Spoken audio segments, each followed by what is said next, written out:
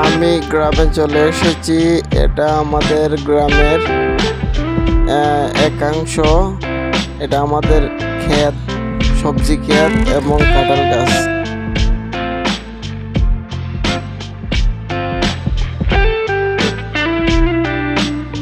আমার ইউটিউব চ্যানেলের পক্ষ থেকে সবাইকে জানাই আন্তরিক অভিনন্দন এবং সুস্বাগতম।